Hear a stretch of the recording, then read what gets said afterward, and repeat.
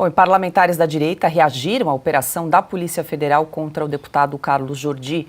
Marcos Marcon, vice-líder da oposição na Câmara, cobrou o posicionamento do presidente da Casa, Arthur Lira, e do presidente do Senado, Rodrigo Pacheco.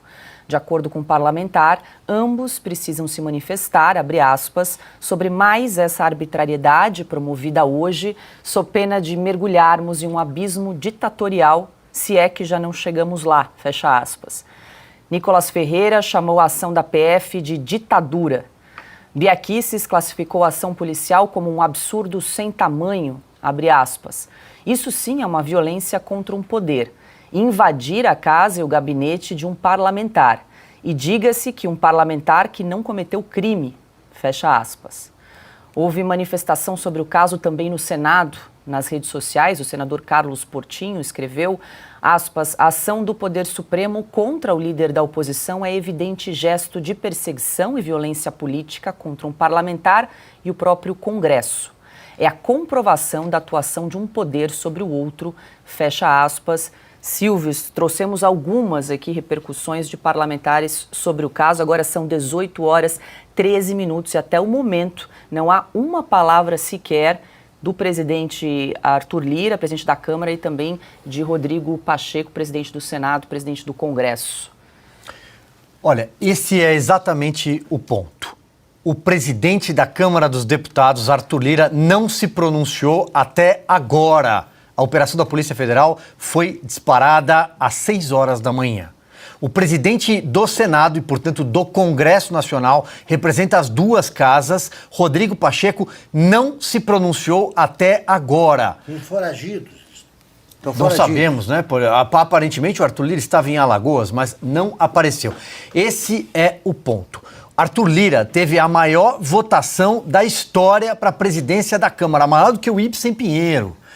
Ou seja, ele é o representante de uma casa inteira. Ele precisa responder, ele precisa dizer se ele sabia previamente dessa operação, se ele sabia o motivo dessa operação, se há outros deputados, porque tem determinadas emissoras por aí, determinadas redações que têm informações que os advogados não têm, divulgando que há outros deputados investigados que serão alvos, talvez nas próximas horas, talvez amanhã ou semana que vem, de operações similares. O presidente da Câmara sabe disso.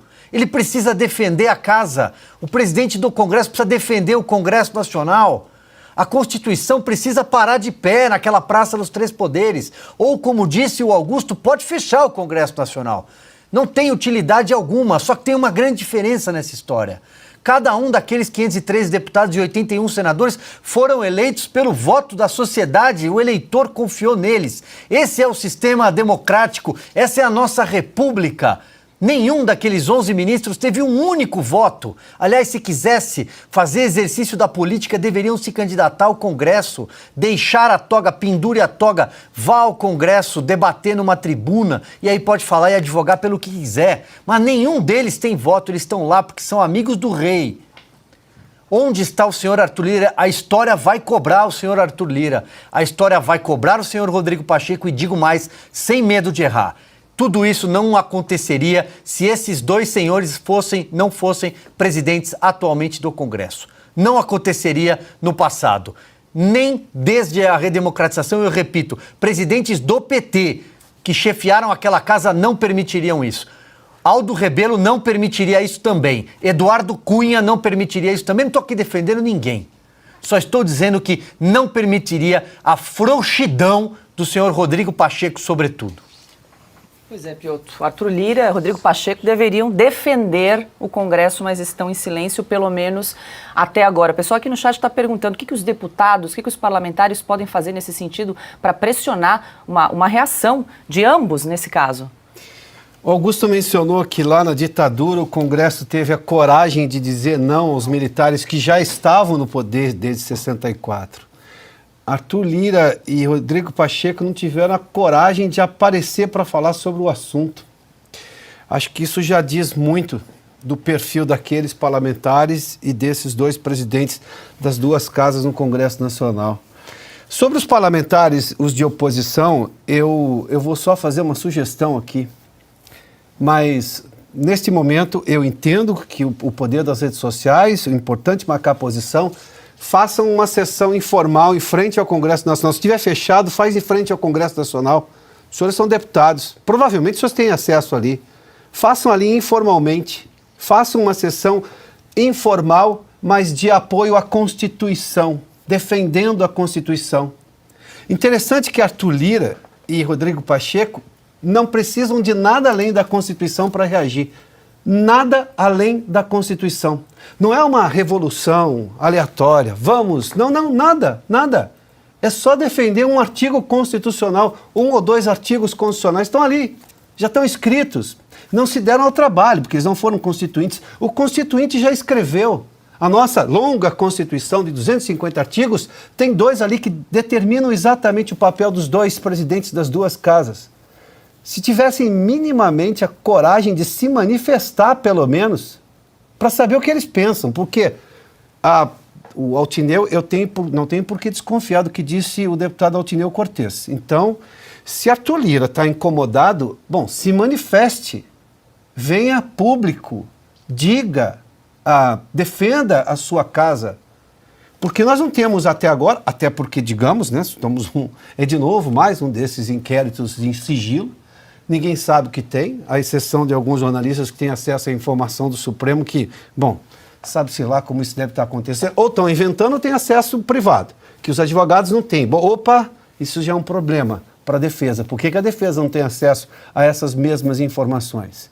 Dentro da lógica de defesa, o direito de defesa que tem um advogado, a atuação do advogado. Nossa, eu me lembrei que a OAB tem que se manifestar sobre isso também. Claro!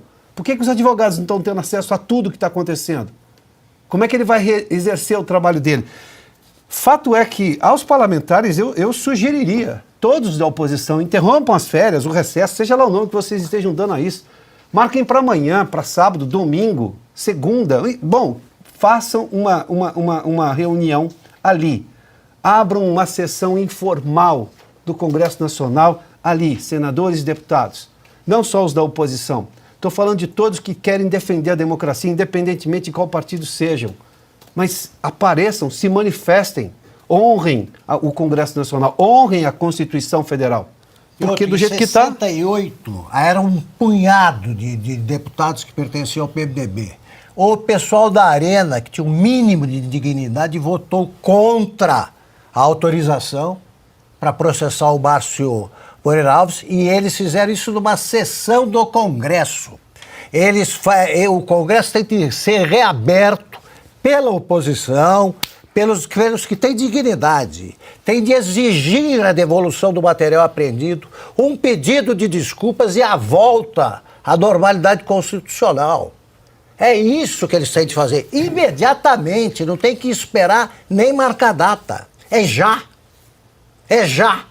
Você não pode defender a democracia levando em conta o calendário gregoriano, como eles estão fazendo agora. Então, amanhã é sexta, a semana parlamentar terminou, sim, claro. Eu tenho que visitar as bases, volta para Brasília. É situação de crise, é grave. Já chega o caso do deputado que foi preso à revelia do Congresso. A revelia não, com a colaboração, no pior sentido da palavra, do Congresso. Anuência, né? Que continua preso, o deputado anistiado pelo presidente da República. Até quando vai acabar vai essa humilhação imposta ao Congresso? Pois é, Silvio, uma informação que chegou aqui agora há pouco, que vai um pouco em linha com o que disse o Piotto.